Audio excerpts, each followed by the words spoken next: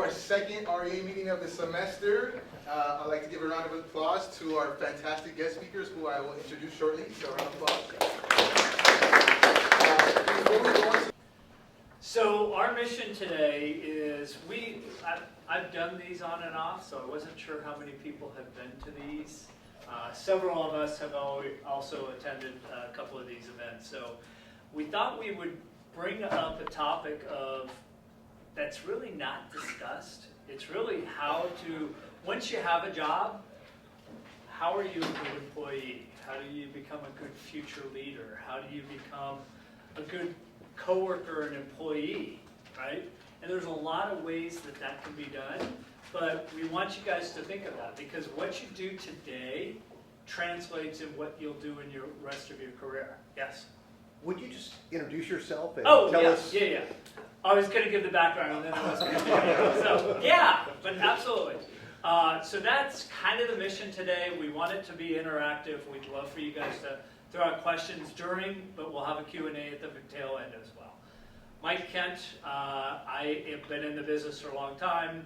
I'm actually not working right now, which is awesome. First time in my career, 40 plus years.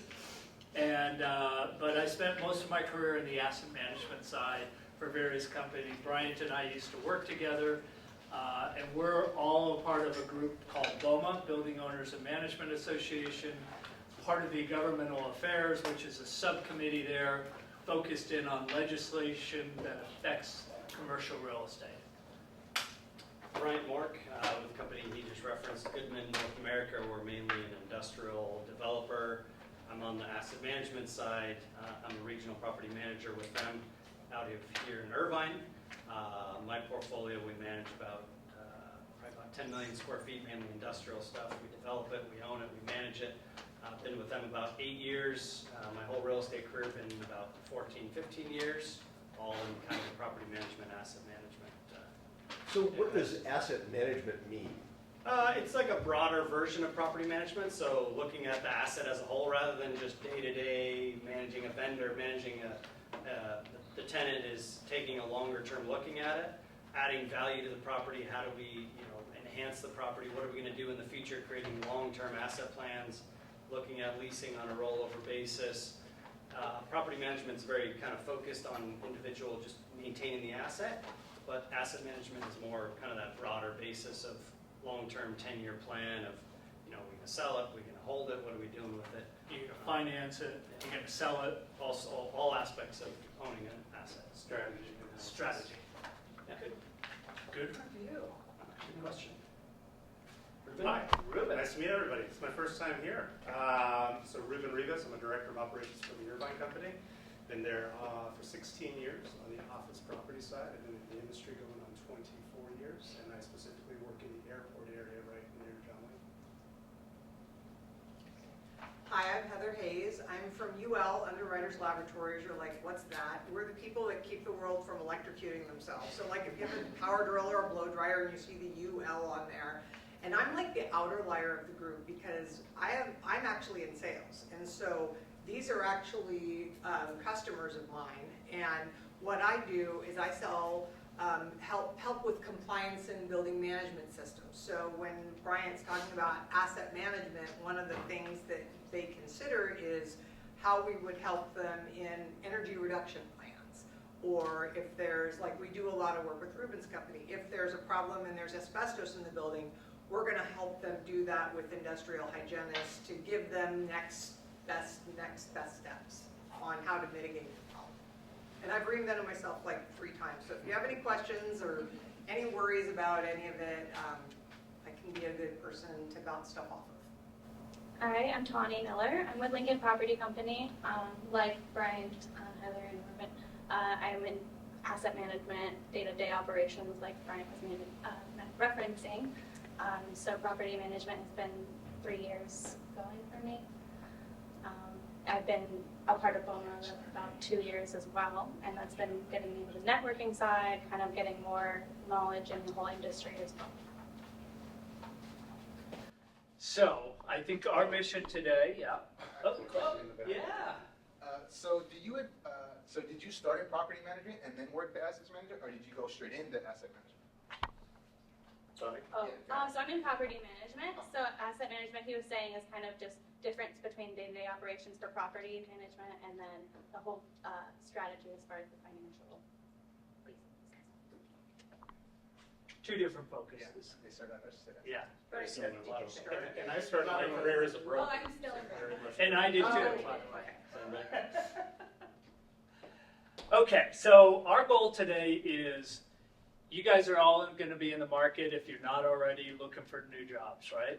Part of your process is that you want to be a good coworker, you want to be a future leader. Our goal for us being here today is for you to be a part of our industry. We need the next generation to come along. We didn't have this when I was in college, for sure. I mean, people just threw you out there. When Ruben and I started, I was 100% commission. I did not make my first paycheck for 9 months, and it was $1,600.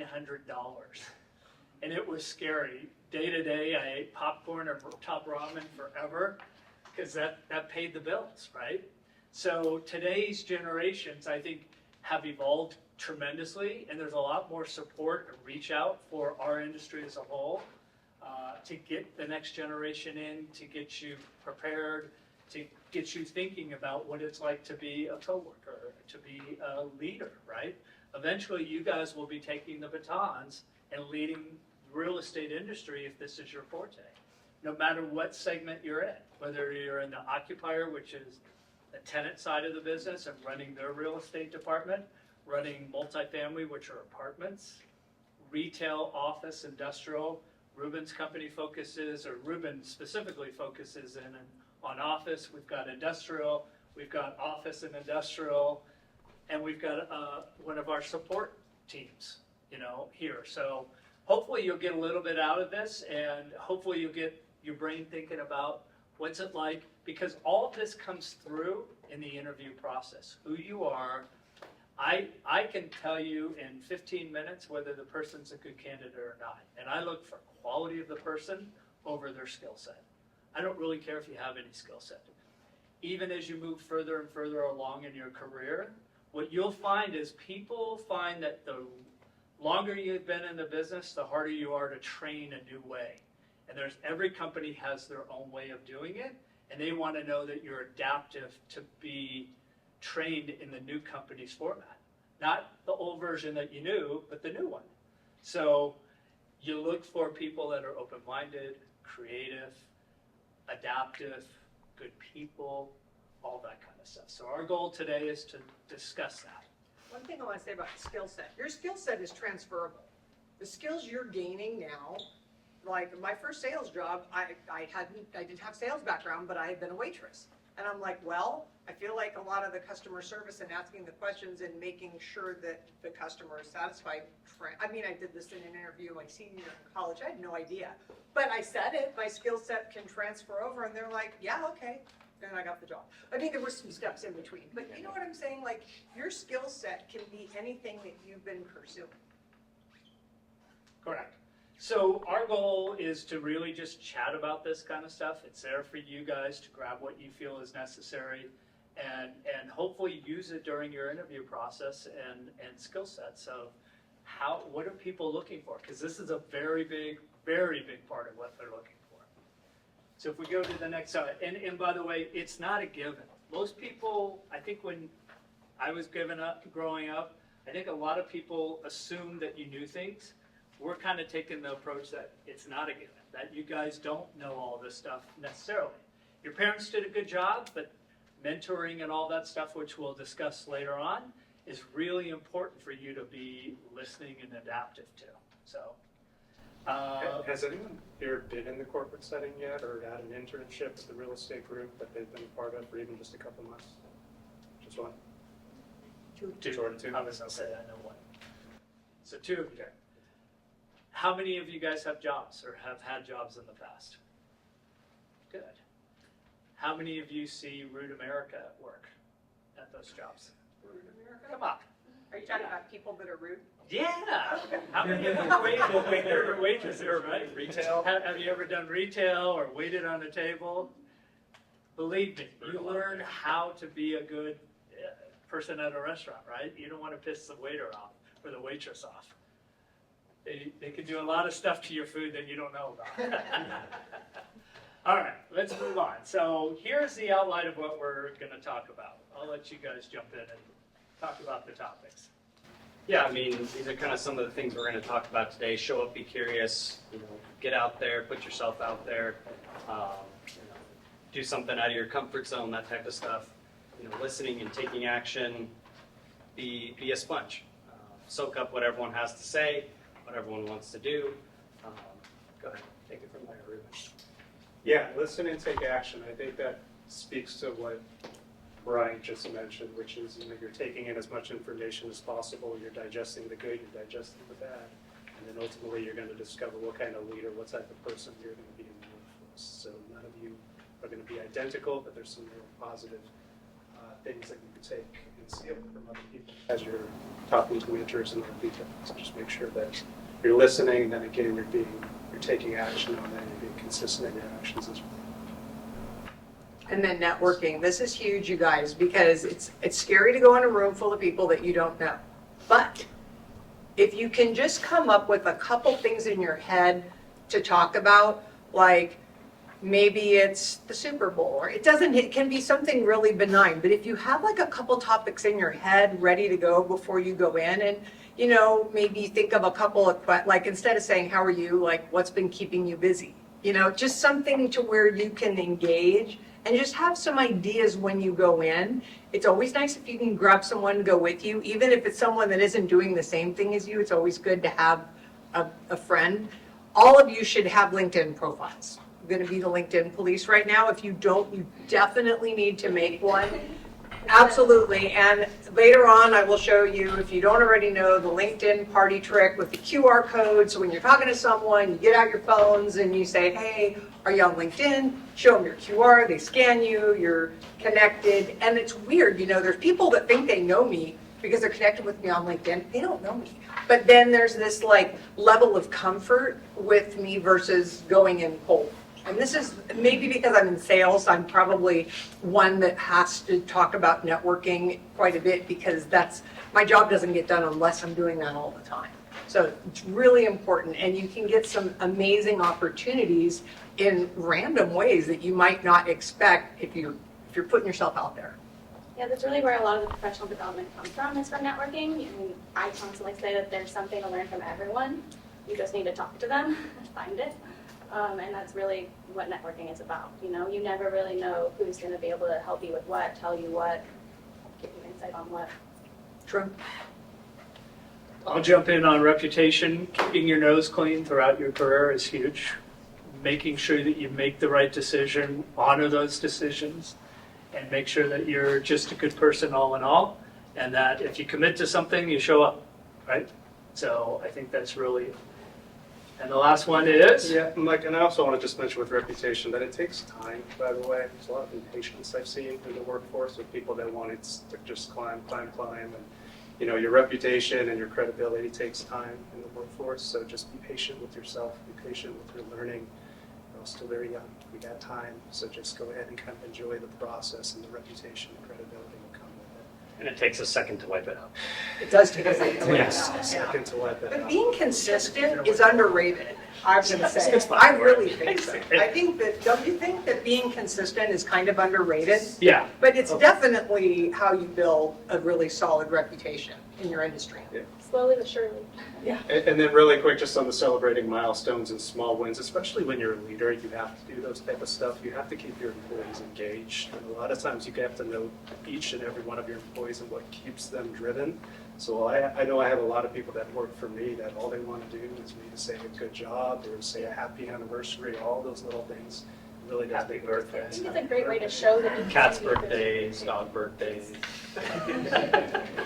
Or even No on cats. projects. No cats. I can get really engulfed in just picking apart what you did wrong with Project A and Project B, as opposed to making sure that I'm giving you compliments and telling you when you do a good job as well. So just remember that it doesn't necessarily have to be a leader. You could practice that at the lowest level of whatever position you go into.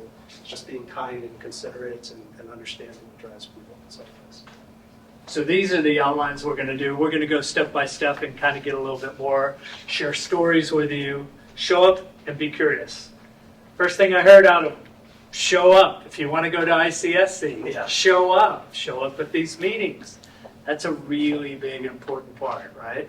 Being visible, being a part of it, not only being there for the victory parties, just being a part of day-to-day, making sure you show up is really a big thing. And there's something you mentioned when we were talking about this show up thing that this group is invited to BOMA events, correct? Yep. So which events and how would they, because Dejanay's here and she'd probably be a good person to connect the dots for everybody. Shout out. Come on. Yay. Because she would be the one, right? Yeah. She's- She's won through governmental affairs or, Right, or right. young leaders and But is it College the outreach. monthly meetings? Like what are the events these guys could come and network at? almost every single one. Okay, So just go to the BOMA website, take a look at the events coming up. BOMA OC?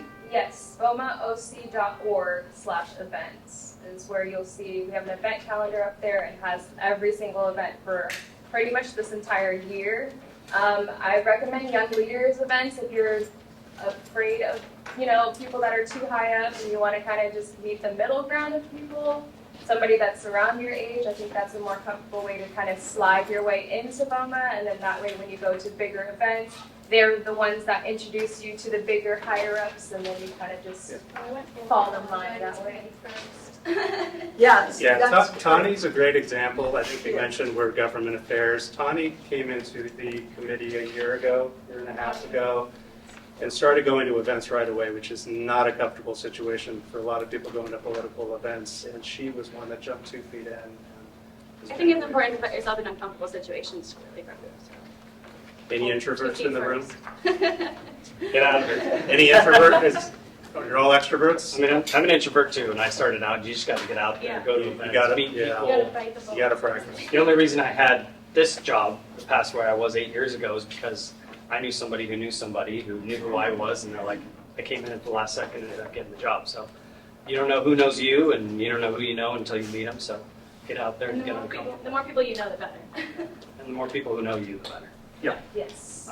But just going down here, also just, going into city planning meetings, like why would you ever think to go to a city planning meeting? But me on the asset management side, we have industrial assets where laws are coming down the pipe, new bills, new laws that might affect our real estate in the future. So getting out to these city planning meetings and listening to the news on what's coming down the pipe that's going to change commercial real estate, you can get ahead of things. One of the big things that changed over the last year was this bill called AB 98, which reduces increases your footprint and the setback that your property must sit. So it reduces the amount you can build, and it changes how you're going to build real estate in the future. So getting ahead of that, you can take that tidbit, send it to your boss, say, hey, look, this is going to affect us in the future. Maybe we need to get ahead of these things. It's going to make you look good.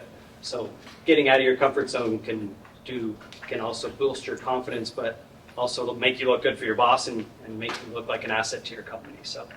I've got a city planning one too, and this is kind of an unusual one. This is more if you want to be a property manager, but so in the city where I live, one of the things they're thinking about doing, or they are going to do it, but it was a big brouhaha, was they decided that there's this golf course, like it's kind of near the Orange County Airport in Irvine, and they're going to basically change it up, make it a 9-hole course, and they're going to put a wave pool, like a surfing wave pool, like literally on the corner.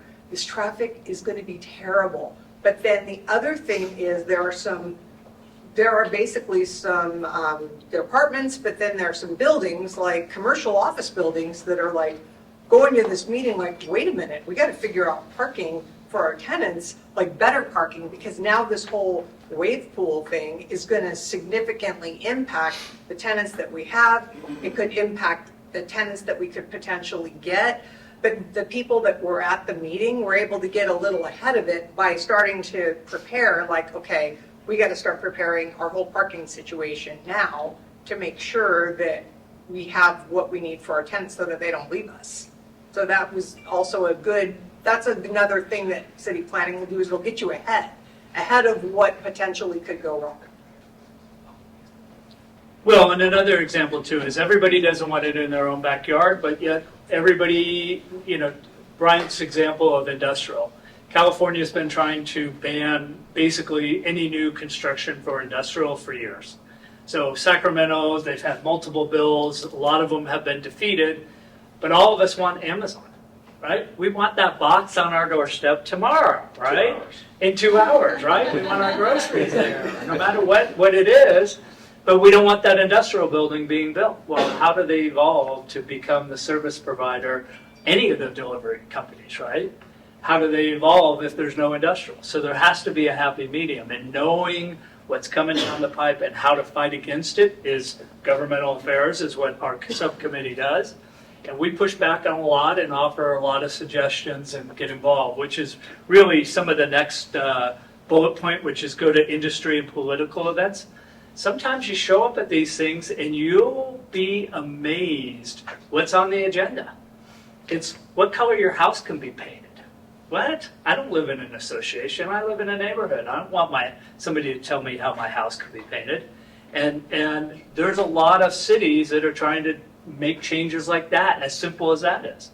So if you wanted a green house, you should be able to have a green house. If it's ugly, then, you get the abuse. It's your problem, right? But it's your choice. It's your own, you don't live in an association maybe for that reason. So it is. My phone's blowing up. So I'm going to keep going, guys. What do we got next? Accounting meeting? Yeah, I mean, this is just some of the other examples. You guys can kind of get the idea. Set of tables, have a good elevator pitch, always prepared. Have a good quick couple topics like Heather was talking about. You guys get the idea. Well, in sitting in an accounting meeting, I put that in there specifically. So I used to work for a company, and we had offices, 97 offices in the country. We had per office had their own accounting team. So the managers oversaw the accountants. And then what we realized is as we bought and sold properties in little markets or sub-markets like San Fernando Valley, we would sell a couple buildings and we didn't have enough work for that manager's accounting staff. So we had to get rid of somebody, unfortunately, who was amazing, qualified, but we just didn't have any properties in that office. So we started to centralize it. Man, you have never seen a slaughter like that.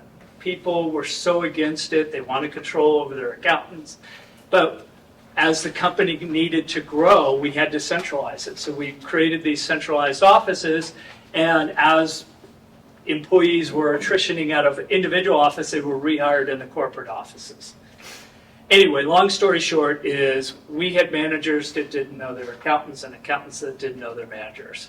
And we had this thing is to know your manager was not just get on the phone and say you miscoded this, you misdid this, this is wrong, that's wrong. And two-way street, right? The manager yelling at the accountant. We created this have you hugged your accountant day. We took pictures of every employee and we sent badges to the accountants and to the managers, and we had them put it on their desk so that when that person was talking to them, there was a face and a name connected to them. And you stopped and you said, you know what? How is your kid? I know the kid likes to play baseball. You started off with a nice gesture and you started to talk to them as a person. Okay, what's the issue here? Okay, oh yeah, I did make a mistake here. I need to correct it. Okay, thanks for catching it, right? Most people won't do that. They just jump on a phone and they start kind of bashing these people. Accountants towards managers, managers to accountants. The entire company evolved within a couple months. There was bonding, relationship building, friendships developed, accountants that said, I only want to work with this manager who they thought was the most ridiculous, out of control manager in the world. So you never know until you have a rapport with somebody. Your accountant should be your best friend in real estate, by the way, just saying. They should have your back. It doesn't always work. Bryant and I know that firsthand. But when you have an accountant that's watching what you're doing, they're the expert in accounting. Let them do their job and let them bring stuff to you. They'll do things above and beyond if you bring them into your team and make sure they feel part of your team. Those are those simple little things that people don't teach you, right? They don't teach you how to be a good steward of other departments. You should be a steward of your IT department, your accounting department, everybody. It doesn't matter who it is. Yeah, that extends way past your accountants. I mean, that's just knowing the different arms of the people that are a part of the operation and shadowing and understanding the businesses that everybody does. For anyone that's going to be involved in commercial real estate, it's important for you to know a little bit about everything. So a lot of times you have the professionals like accountants that are very much engulfed in whatever they're doing, but it is important for you to understand a little bit of what they do, your construction team, your security teams, your engineering teams, I mean, the list goes on and on. So when you first start off with a company for a learning process, it's really good to start connecting with those people as soon as possible. You build the relationships and it makes it easier for you down the road. Your partners, your vendors, right? If you don't understand that a vendor, your building's burning down in the middle of the night. If you're a jerk to your contractor, you think he's going to answer your phone at 2 a.m., help you board the building up? No. If you're a good person to them and they know that you pay your bills and just do everything you can to make their life as simple as the job you gave them, they're going to get up and they're going to say, hey, I'll meet you at the property. I'll see you there at 2 o'clock, even if it's in shambles. It's something that it extends to every aspect of your career. My story into this is getting into the portfolio I'm on now. All of the vendors I've been working with were so grateful how kind I was to them because the previous manager on the portfolio was very rude and disrespectful. It goes a long way to have a good communication with those people because they are so much better to you and taking care of your buildings for you.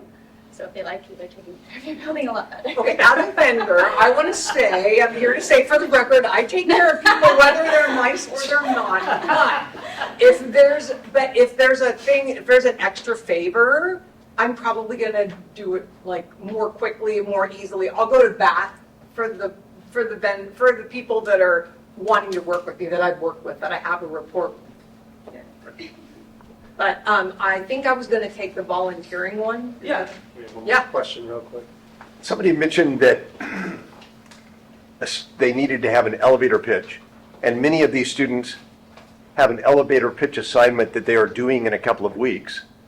So I was wondering if I could put you all on the spot and have you each give us your elevator pitch. Sure. Okay, All right. I'll Am I start. applying for a new job? No, like if you're sitting down, like, When they go to a networking event, how do you, Oh, got how do you, right, like if I sit at a table and I don't know anybody, I'd be like, hi, I'm Heather Hayes, nice to meet you, I'm from Orange County, I really like Pilates, and I really love the beach. When was your last vacation? And then I might say something like, what's been keeping you busy lately? So I'll say a few things about me that don't necessarily have to do with like what I do and where I am in my career and blah blah blah. I mean, you get to that eventually, but if you can just kind of connect on a level that doesn't really bring any of that into it, it does make it easier to. It doesn't make it as stiff. That's my experience. Yeah. and if somebody did ask you, what do you do? What do would I you say? do? I would say I sell software and building compliance services. So basically, we help the building owners follow the rules. That California has a lot of rules. So we're here to make sure that all the rules get followed, that you don't get fined, that you're in compliance basically. And then I have a fire life safety background. That was when I said I reinvented myself. Sometimes I might say, and yeah, I know how to get people out of a burning building, and I can tell you anything you want to know about fire alarms. And sometimes that invokes a whole nother discussion. So. All right, who's next? Tani.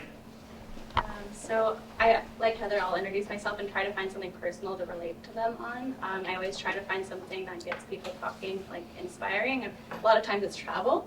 People really like to excitedly talk about travel. So that's a good thing to leave them walking away from the conversation, having good memories of that conversation. Just have to be travel like. No, but just like something to that. India or. No, but something that inspires them, something that makes them happy, something that makes them excited. So I'll usually say my name, Tani Miller. If I'm with the Building Owners and Management Association, with Lincoln Property Company, trying to get to know them and finding out what they've done lately, things like that. And when you meet somebody at a social function and you feel like there's a connection, how do you ask them for their contact information? I'd love to continue the conversation. I'd love to get to know further about what you do, find out how we can help each other in the industry. Maybe we can grab coffee or soda, Do you have a Coke. card, something? Or like if you have, like for me, I use the LinkedIn Yeah. thing all the time. I'm like, hey, do you have your phone? Let's link in. would love to, like he's saying, like grab coffee, or sometimes I'll just, like right now it's early in the year, and so some of what I'm saying to people when I meet at a business event, I'll be like, I'd love to know what your goals are for your building for 2025. You know, I'd love to talk about your goals, see if we can connect with anyone. There's a lot of digital business cards now, so it's a good way if you don't want to actually have business cards printed yourself, if you're not with a company now, it's a good thing to have on your phone. Not create a contact. Create one of yourself in your contact list that you can email to. Yeah. To text to Those somebody. are really easy too. Really easy to do. Ruben. I don't get as personal as quick as they do. I usually- Straight to business. Yeah, I mean, when I meet new people at industry stuff or BOMA, it's usually talking to them about where they work, how long they've been with the company, what exactly they do. I think for any of us that have been in the industry long enough, we can kind of go on our tangents from there. If it's something I know nothing about, I get super curious. I just start asking questions. I don't know what you just told me. Please tell me more. What is this? What exactly is this? And most of the time I try to get the conversation going in that direction, and at some point it kind of just goes back and forth, and it just flows from there. But I kind of stick with the business stuff in the beginning of most of my conversation. Sports team, I find dudes do a lot of sports. It comes up. It's a dude thing, huh? Yeah, I always ask people like, hey, what do you do for fun? Like, hey, you're a golfer, we should get out and golf, like we can connect and do something outside of a work environment. That's how it's really fun. Yeah, but I'm not shy in asking questions if I don't know something about, just because I've been in the industry for a very long time, I can care less. If I don't know anything about what you do, I want to hear more, and I'll ask all the dumb questions in the world until I understand it, so I have no problem doing it. Answer that question with a question. I'll ask you, why did you join the real estate company? Well, me personally, my parents both do rental properties, and I want to get to know like the commercial side of real estate and open way more doors and kind of like find my own path in learning new opportunities. Perfect. Yeah, that's great. Exactly. That's an elevator pitch right That's there. an elevator pitch right there. I love that. Nice job. So those are good examples. So I think we covered most of these on this topic. Any questions on this area? Just showing up, be present, be curious. That's really our message here. And put your hand out there. One of the things is, one of my pet peeves is when you take people to, BOMA has a big international, I'll use BOMA again, big international annual event, and they do it all over the country to showcase different cities, right? A couple years ago it was in Boston, it's in Boston this year, it was in Nashville, it's been in Texas, it's been LA. And what I tell the people that attend is, you should never sit at a table with our team. You're there to meet other people and other associates that are there nationally. Never sit at the same table with the same people you already know. What's the point of it, right? You should get out and be curious. Who are you? What do you do? Best practices. How do you manage an industrial building in New Jersey? You know, what do you have to think about there that's different than California? A lot, but you know, those are the type of things. And that's where you build a networking to where you can pick up the phone and say, hey, we're acquiring a building in New Jersey. What do you think about this broker? So it evolves into something more meaningful, as well as if you take that opportunity, ICSC, right? You guys will probably go around as a pack, but you should venture out as the minute you get hit a table, right? Sit at the table right behind your group. Just sit at the table 2 over. And just see who you meet. Just see how many interesting people are out there and are willing to help you guys. I think that's the other thing. Most people are willing to help you. I've got a story about volunteering on there, because a lot of times that's another easy way to meet people in a setting where it's not overly social, because you're doing an activity together and it's a little bit more disarming. But so the story I have though takes place in an organization I worked for, where there was a guy that had just started. He was on an inside team and he really didn't know anybody. He didn't even come from the industry, but we had this nightmare piece of software that nobody liked, nobody could get it to work, and they were developing a task force, and he volunteered for it.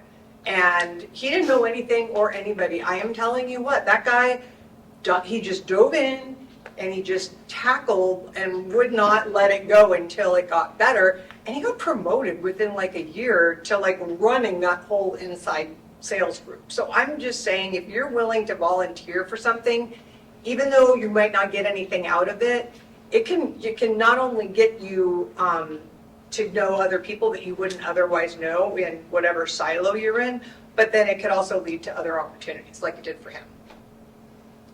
Okay, on to the next one. We're gonna move this along a little. Let's, next one. Listen and take action. You want to go for that one? Listen and take action. Yes. So I think you're back one. Sorry. There we go. Okay, so common sense skill sets. I think bullet point number 1 and number 2 are really for you guys just to look at, and we'll weave them into some of the examples.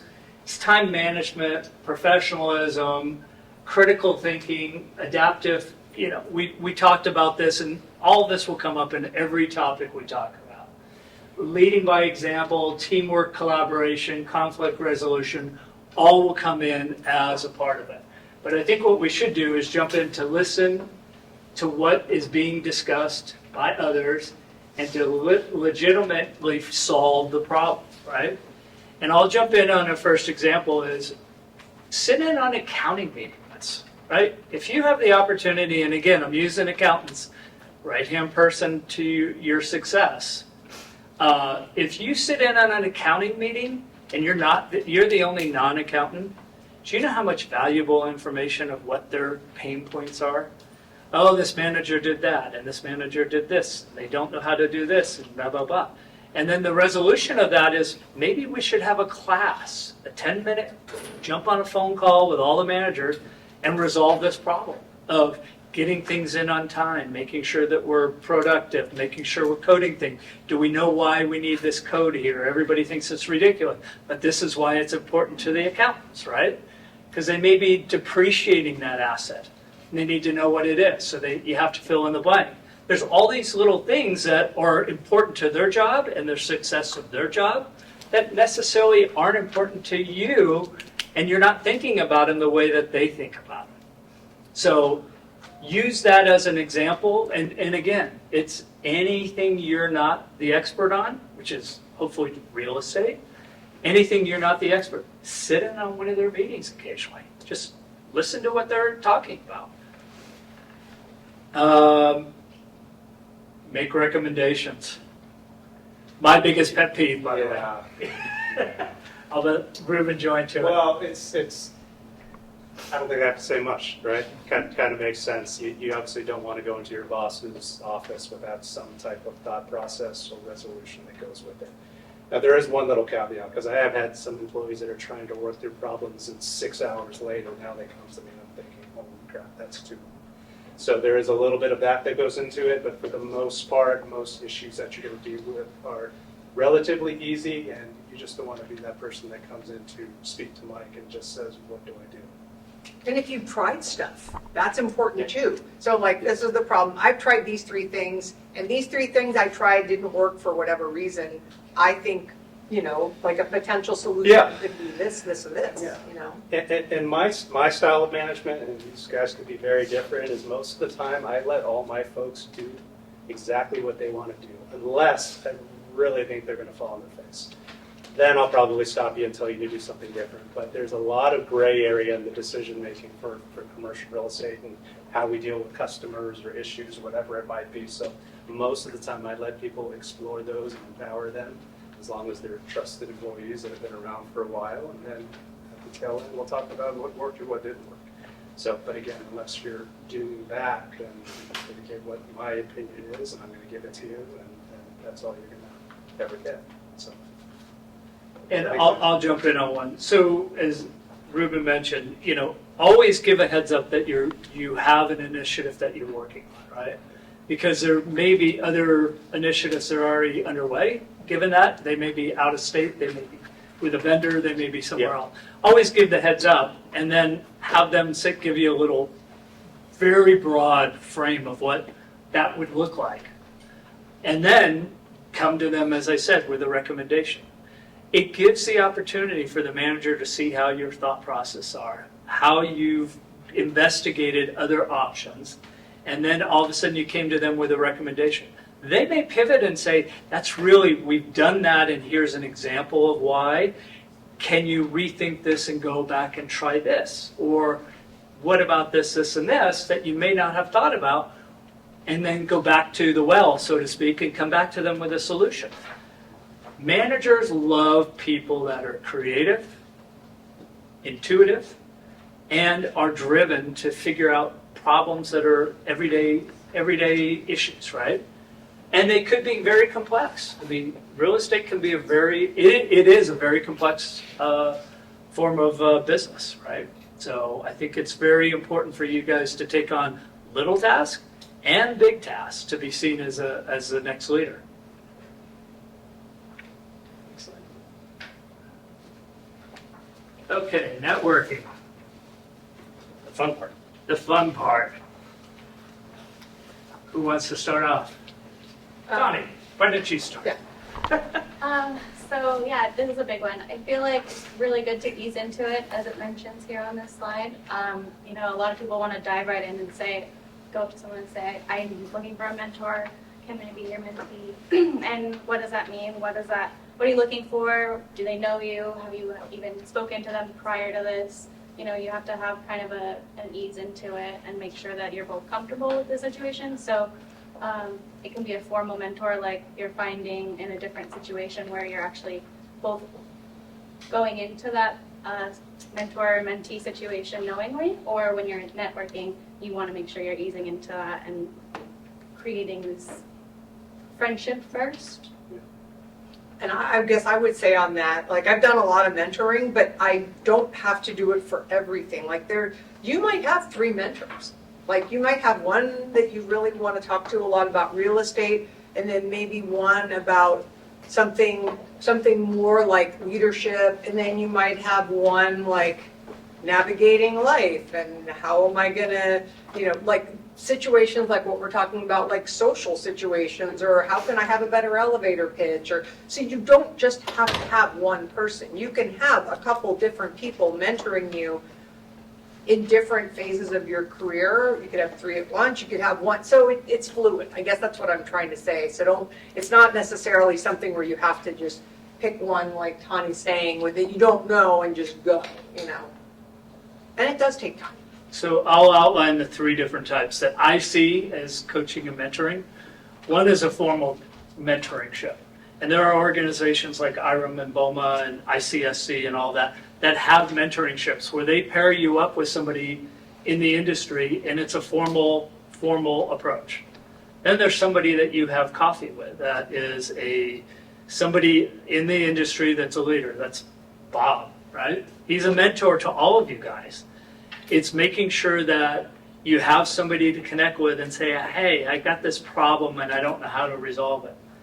And then there's the person of a coach, which could be your boss, it could be a friend, it could be a coworker, it could be peers in your industry, right?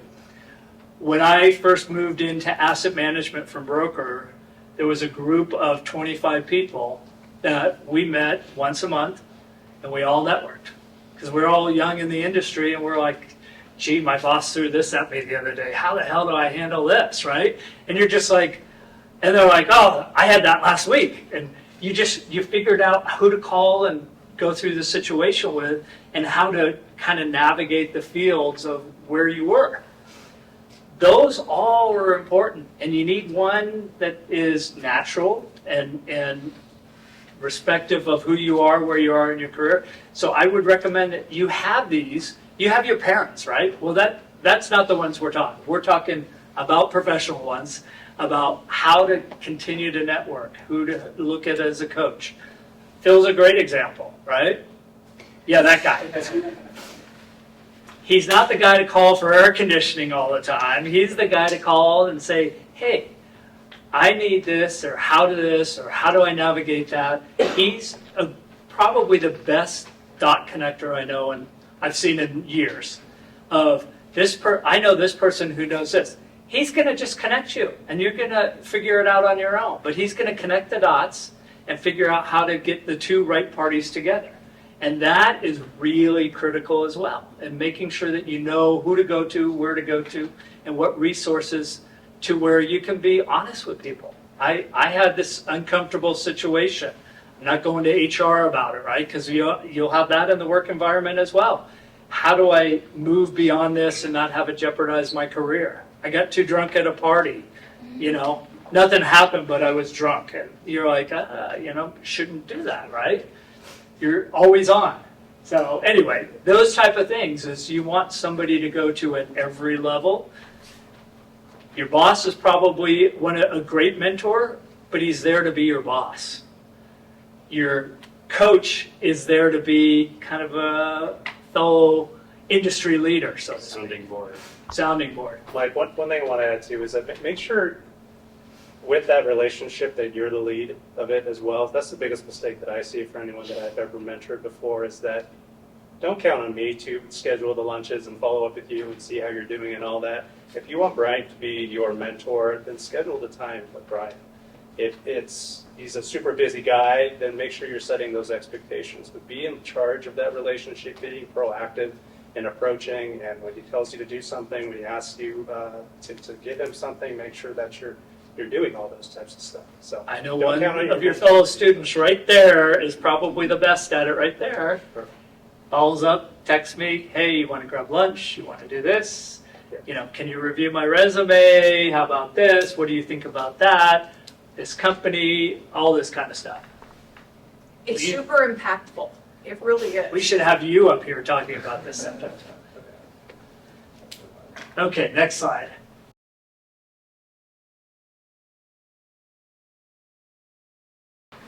Okay, so professional development is do things that you're not comfortable. If you're not good at public speaking, do Toastmasters. Get on a small committee of a real estate committee where you're kind of forced to be in front of a group like this, small group. I was not very comfortable at first when I first got in the business as a broker, and it's the worst thing you could be as a salesman without really social skills. Not very productive, right? But I learned quickly that if I was going to make a living, I had to get my tail out of there and put my hand out in front of people. So do something you're not comfortable with.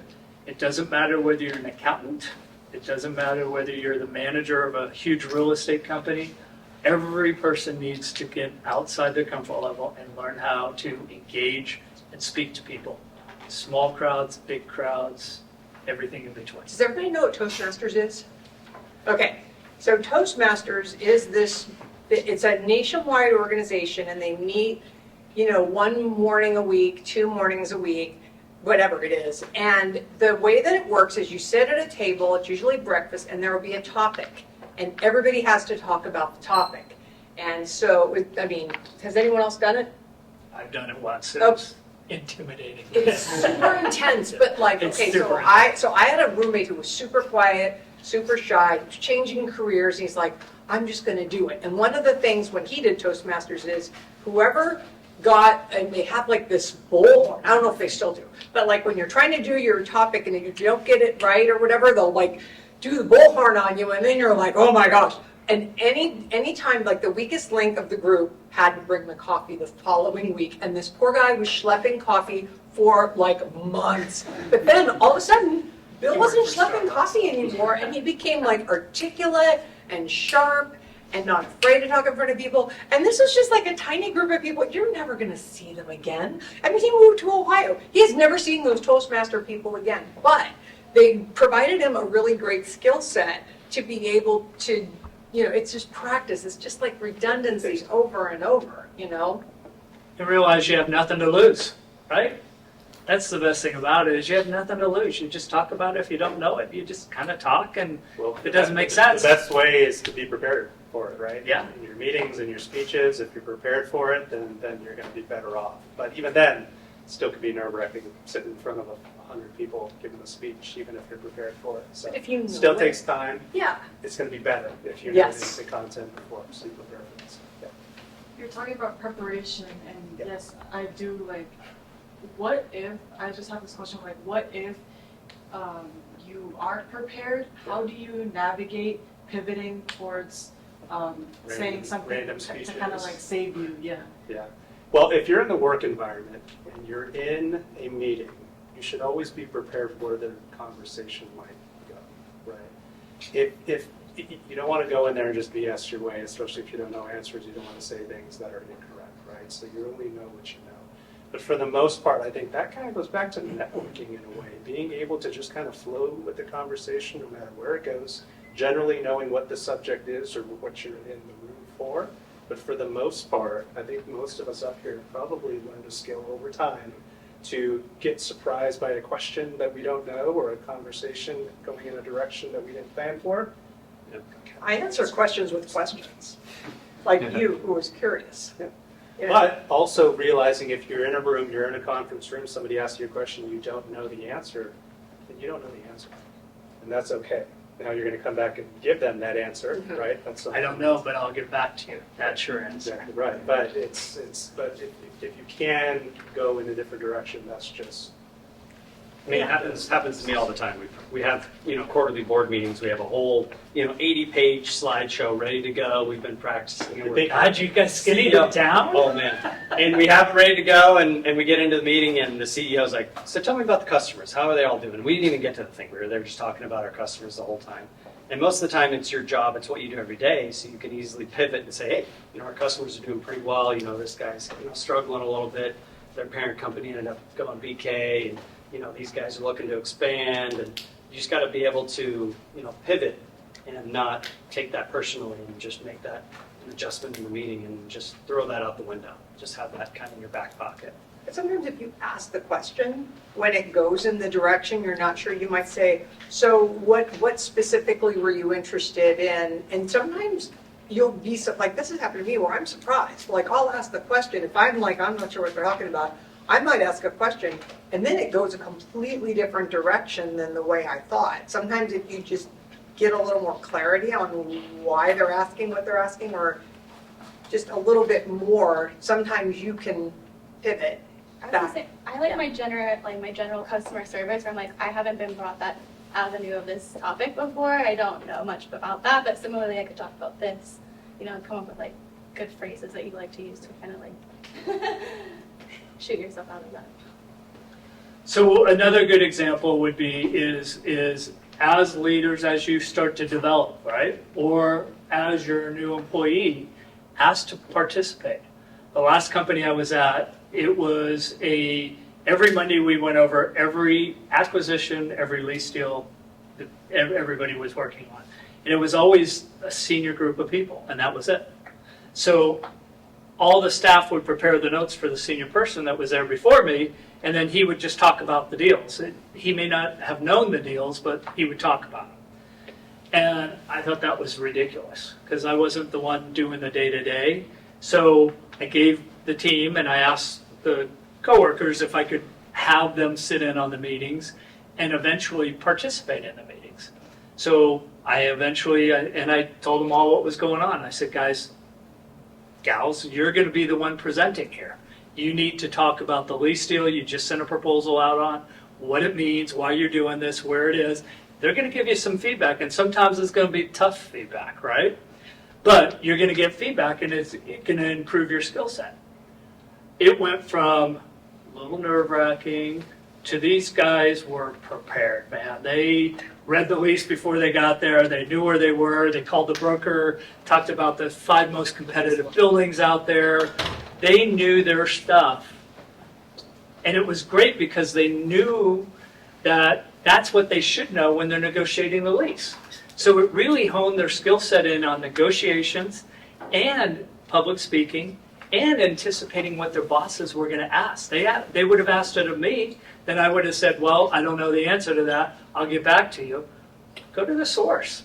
These are the people out there in the market every day knowing the deals and talking about the real estate transaction that they're preparing. So that's probably a good example of sometimes they're not going to let you do that, like the board meetings. Not everybody gets to sit in on those. But when you have the opportunity, ask.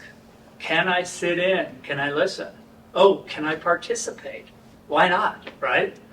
If you're the source of knowledge and preparing that information, maybe you could jump in. Or maybe if I fumble something and they want me to just present, you guys can say, well, that's true, but this is what we really intended for that to be. That's kind of part of the story, but it's not the whole story. Does that make sense? Okay. Professional development. Should we move on? Yep, that's it. Yeah. We did want to know, well, we wanted to talk about AI a little bit because we know that's going to be way more in your future. Like by the time it gets to the point where it's super mature, I will be retired somewhere, right? Do we want to do reputation first? Oh, okay, I'm sorry, I thought I saw AI on the previous slide. Yes. Okay, That's fine. sorry. I think that's one of the questions at the end. Okay. Okay, so let's talk about reputation. Keep your nose clean. Be the person that you believe you are and fulfill everything you think you commit to, do it. If you negotiate a lease, I'll use that as an example, and you're down to the 1 yard line, and you know that you have a little bit of leverage over that person, never retrade them. If they open the door and start to retrade you, it's all bets are open. You can go there. But if there's nothing that should stop you from signing that lease, don't renegotiate them because you have the upper hand. Guess what? When their lease is up, they're going to have the upper hand.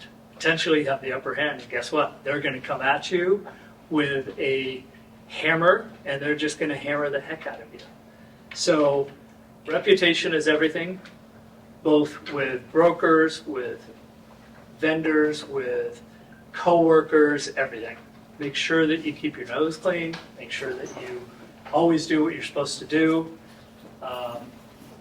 That's my advice. So I'll ask each of these guys to opine in on this. I think you said it all, pretty much. I agree. Yeah, Hey, I think that's all. you're young in the career, so you see how this. Yeah, it's really important to ask yourself if you would hire yourself. I think self-reflection is big now, especially. So consider how you're managing things, how you're working with people, if that's the way you would want to be worked with. Phil, would you hire yourself? One time. One time. Pretty much goes for itself. Yeah, we covered that one. Okay. Celebrate the milestones. I think we talked about this. Just I mean, absolutely. I mean, just celebrating yourself and with your family. I mean, just take those moments. You don't get them back, so it's always huge. recognize people for who they are. We talked about, again, the accounting example. When you talk to your accountant, open it up with, how was your son's baseball game over the weekend? How is Sally doing in gymnastics? That's who they are. They're that person. They're not an accountant. They're a person first and foremost. Celebrate that. That's the simplest thing in the world, but that's celebrating somebody's success story. They're going to tell you about their kid. It's the most important thing in their life. Why wouldn't you? So, open the door that way. And then do small things. Bring cookies to a staff meeting. Do something unexpected. Bring candy. Gummy bears. Mike's the candy guy. Lost a lot of weight since he left. I lost a lot of weight because I don't bring it. By the way, too, celebrating milestones and small wins for yourself is important as well. I think a lot of times we've been talking about for the team and as a leader, this is what we do for everybody. Do stuff for yourself too. It's tough to be in the workforce. There's a lot of things that come at you from a lot of different directions, and unless you have those vacations to look forward to, that dinner, that happy hour to go to, all those things, make sure you're celebrating yourself. You give yourself a little bit of grace. It's going to keep you engaged and going in the long run as well. Okay, don't be so hard on yourself. Because you know what? A bad day is just a bad day. Doesn't mean that everything's wrong in the career. It just means you had a bad day. That's it. And we've all had days when we're crying at night. Because something bad happened to us, because we all thought we were going to get fired that one day because that one thing happened. And your point is, it's just a bad day, and it'll be tomorrow, and you just got to figure out how to get through it. All right. So BOMA, ICSC, CREW, NAIOB, all these are real estate associations. You guys should know about, most of you already know about most of them. You guys talk about them a lot here. They're all great networking organizations. All of them have engagement with students. If you're interested in one of the disciplines, find out how to get involved with them. Phil's here. He's always reaching out to students saying, hey, we got tickets to this. we've got a luncheon coming up here. Come to this event, this Young Leaders event. Meet people at every event. So if you go to a luncheon, it's everybody in the membership. If you go to a Young Leader event, it's peers. It's Tani and younger, if you can believe that. She's only 18. So, those are the type of things that just ask. And the opportunities through this organization are here for you. Next one, conclusion. Pretty self-explanatory, right? Setting goals, identifying Has goals. anybody done that already? Started doing that? All right. Where are my seniors? All right, my recommendation is send them to a coach, a mentor, and a professional mentor, right? Send them to 3 different people and have them critique them. Coworkers, peers, all that kind of stuff, see what they say.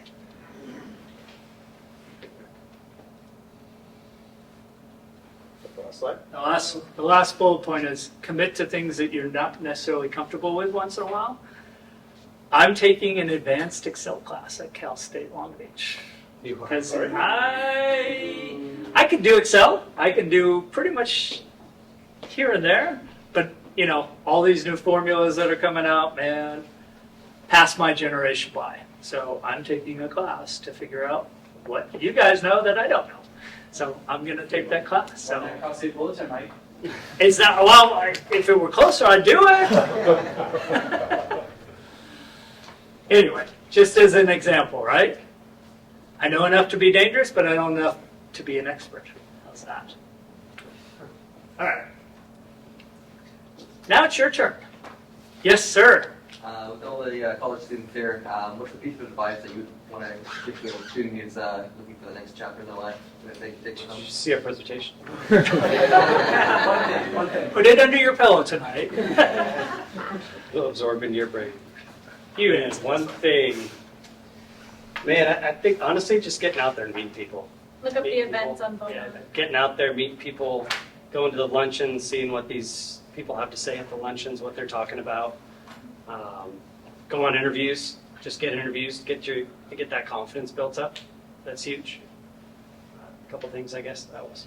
So I'll tell you, probably 80% of the people in commercial real estate never ever thought it would be a career for them. They never pursued it. You guys are well ahead of the curve. Most people were sociology majors or psych majors or this type of major, none English majors, none of them. Accounting majors, none of them were. So a lot of people fall into commercial real estate. You guys are 2 steps ahead of them by far, knowing that this is what you want to do. That's a huge advantage. Explore different things. You don't know whether you want to do residential, you want to do retail, you want to do office, you want to do multifamily. Explore that. But even in your first 3 to 5 years of your career, figure out whether you like it and love the industry. It will be the toughest industry on you. It's 24/7. You either have to have a passion for it and love it, or you shouldn't be in it, to be quite honest with you, because it'll eat you alive. I love it.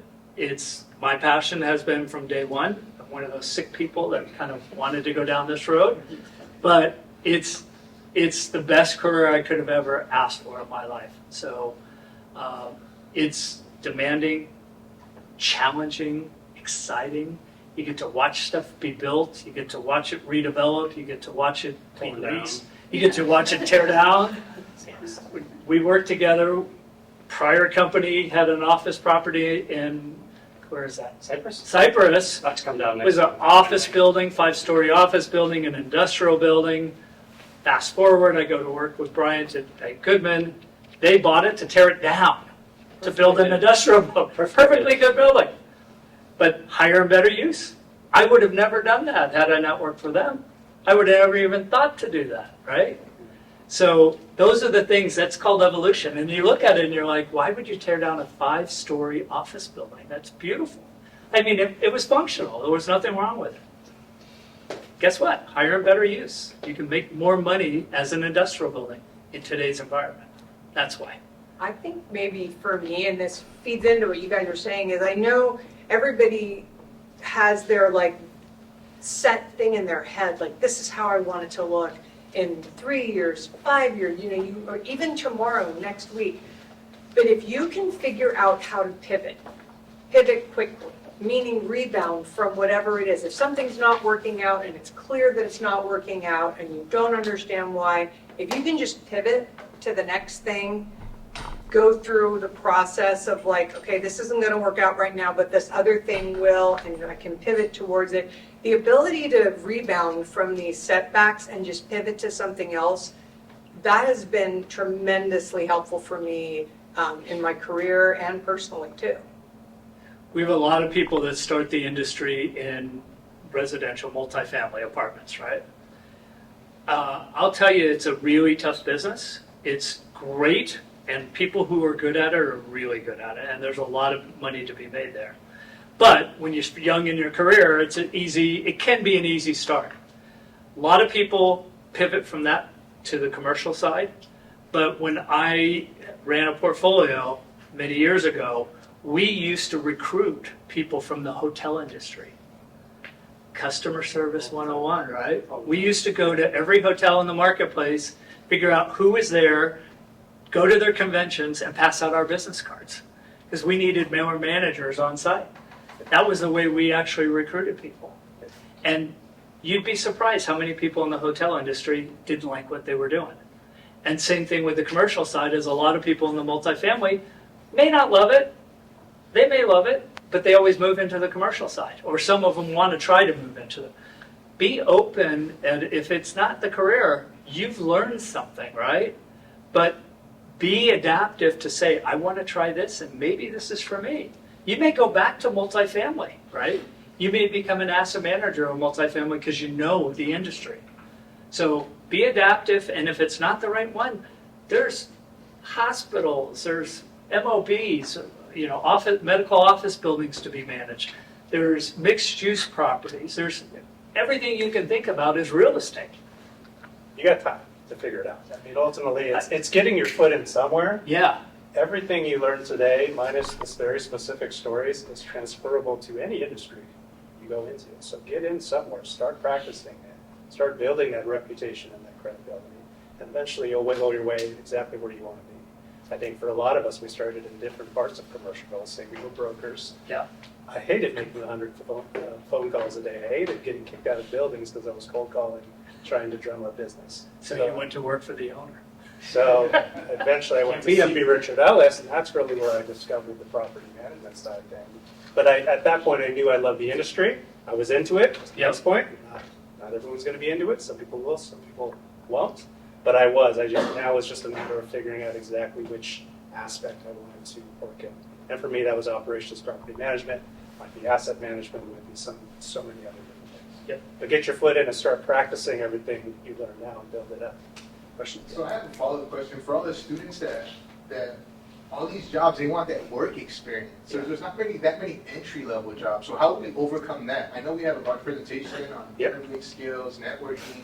I think the reality is that there's only so many jobs out there that you can get, right? You're either getting those or you're getting that experience, possibly in a different industry, possibly in a different place. I think to your point in the very beginning, I used to love picking up people from Disneyland, from Nordstrom's, from our own division. The number one place I pick off employees is from other divisions in Irvine Company. All the resorts people, all the retail people, all the apartments people, all of those people are the ones I grab. So if you can't get directly in one way, again, get your foot in somewhere. Start practicing being in the corporate world, and then at some point you're going to build up the credibility. And network. It's all about network. And then network on top of it. There are careers out there for everybody out there. You just need to be persistent and continue. I will say, I've talked to a few search firms recently about, what are they looking for in this younger generation? And they said, unfortunately, right now, everybody's not filling a lot of the lower end jobs, so start entry-level jobs. So I think it's a little bit of a lull right now, but the market, we all know, comes back. I think the election was a big pause for a lot of people on the hiring freeze, but I think now that's moving through and it's done. Whether you like it or not, it's done. And I think a lot of people are going to start saying, okay, We now know the lay of the land. Let's get to work. So I think people are going to start hiring people in the summer, and you're going to see a lot more activity in the next few months. Dr. Phil. I'm going to answer this also to say everything they said, but then don't forget to volunteer. Because that can be work experience. You don't have to tell them on the resume whether or not you're getting paid to do it, right? I mean, you could do some kind of like shadowing with different companies they don't need to know. You know, you could be working on a group project for school and it counts as work experience because don't you think? Yeah, how about with the associations too? I mean, getting involved with those. You can become a member yourself if you're really interested in doing so, and getting involved with them is a great way. What's the student fee? I don't even think there is one, right? It's free. Broma's free, right? Yeah, I don't think I mean, BOMA you has can- those college student days. I will say you must show. If you're going to show, if you're going to commit, you better show.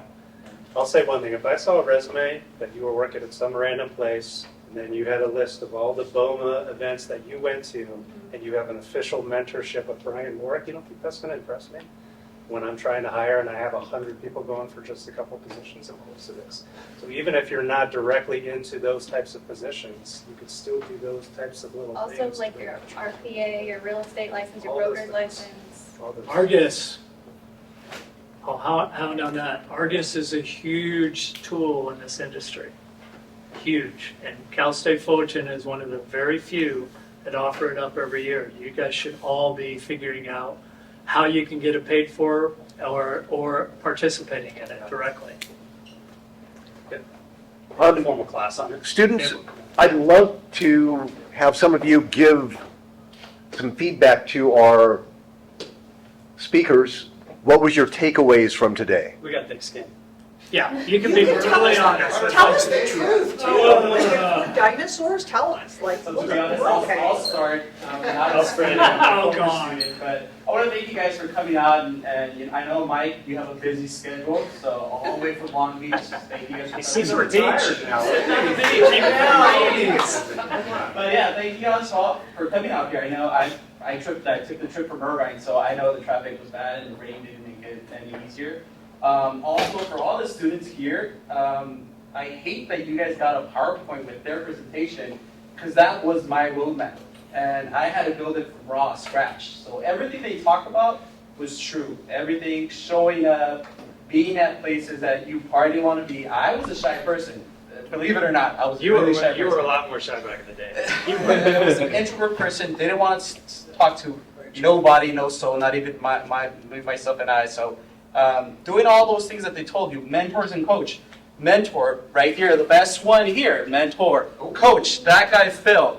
I've gotten 2 jobs in the industry. Guess who got me those 2 jobs? Yourself. Phil. Like, yeah, well, exactly. But it's not what you know, it's who you know. That is so true. And the what you know part comes second, comes last. It's all timing too, right? Timing was perfect for me. I mean, in a way, it was great and it was awesome. But having people like Mike, Ken, Brian, Ruben, I haven't met you guys, but I will after this. We'll exchange information and contacts. But it's just the little things do matter. And if you're trying to get into an industry, just like real estate, networking, just network the hell out of it. And you guys are all free, by the way. You get this free of charge. It sucks Free for dinner. me because now I work and I have to pay for everything now. So I'm like, come on, guys. But that is your roadmap right there. Follow it through on a T. Just follow it and connect with these people and connect with, get a mentor, a coach. And everybody, you will obviously, I connected with Kenya, and I got Kenya with AJG. And I know she gave her a bunch of information from her resume. So little things like that. I might not know how to look at a resume, but I know who does and pass them on to that. So again, thank you guys for being here, and that is your roadmap. You guys are awesome for being here and stuff. So get that, do it as a T, and trust me, you're gonna get far from that. Q&A. Go ahead, you guys. So any other takeaways for our speakers? They said they have thick skin. You guys, Come on. give them We're something. so What did you learn? I mean, they booed Taylor Swift the other night. No, it's not really feedback, but I was really interested in the AI thing you were about to kind of go into. But Yeah. I guess you guys didn't really talk about it. You know? Well, I saw it on the slide that we went through, the AI. Sorry, go for it. Yeah, okay. So one of the things that I'm finding at least is some of the AI functions now, functionality, people think, oh, they're taking some of the jobs that are out there, which is kind of true. But you could also use it, I think, as a tool. Like, for example, if you go on to chat, and this is the other thing, and because my daughter's in college too, and so there's a lot of AI, backlash in a sense, because you don't want to be plagiarizing, right?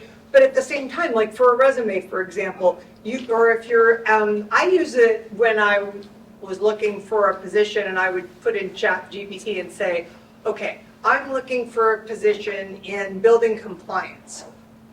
Here's the job description, like you pull it out of wherever you see it posted. What should I write in my cover letter? Boom, it'll tell you how to write your cover letter based on the job description. I don't know if you guys are doing that or not, but there's a lot of stuff that you can use AI in order to help you move forward. If you're trying to draft a letter to somebody about like a property situation or a problem or something like that, you can go into ChatGPT and you put in, this is the topic, this is what I need to accomplish, boom, and then you have an outline, and then you fill in the outline with what's pertinent or how you want it to sound. Because if you just do the AI and nothing else, then it's going to look like you're a bot, and you don't want to look like you're a bot. So then you look at it and go, okay, these are the main points I need to cover. How am I going to wordsmith it in a way that will resonate with who I'm trying to connect with? As far as the real estate side, Ruben, you can probably talk about the AI. It's a big subject. I mean, when it comes to commercial real estate, there's so many different aspects of AI with abstracting and security and cameras and intelligence with that and analysis for janitorial and all those different things. I can tell you, generally speaking, commercial real estate's very slow to adapt with AI. We're a pretty stubborn industry in general when it comes to those things. We want thinkers. Yeah, I mean, I can tell you even from an Irvine company aspect, we're still analyzing so many different things right now, minus some of the normal programs like Google Gemini and stuff that we're using. But even then, we have some pretty strict rules on how we are allowed to use it. I mean, just use it It's going to to take some time. use it to make your life easier. Yes. You're still going to write your emails, write your letters, but put it in there to fix your tone. If you're pissed at this tenant, you're trying to write this email, you're like, gosh, this is coming off real harsh. Put it in there and I'll unharshing it for you. Yeah. Like, don't let that drive your career. Let it enhance your career is kind of what I'm going at. It shouldn't be your You guys are the steward of this technology, to be honest with you. Your generation's the ones who are going to live with the pros and the cons about it. I mean, how would you guys use it? Well, leave it up to you guys. Yeah. You guys probably use it more than we do. Do you guys what's your feedback on it? Well, I mean, I'm fairly kind of looking into it as far as real estate, because I know there's a lot of GPTs that are dedicated to real estate now. Yeah. So I'm looking into that. And then also, I mean, I was just studying some stuff about agents and how, like, they could do small tasks in the real estate office, and kind of cover those things for you. So there's things like that I've been. That's a great, A lot of those it- are tools, right? You're looking Yeah. forward to, They're things that are going to ultimately help us make better decisions. Yeah. That's really ultimately what I get from a lot of the folks that are involved in AI. A lot of it is analysis of information, and that won't necessarily take our jobs, but it will allow us to make better, more informed decisions about those things. Yeah. That's the positive. All right, thank you guys very much. Let's give them a big round of applause.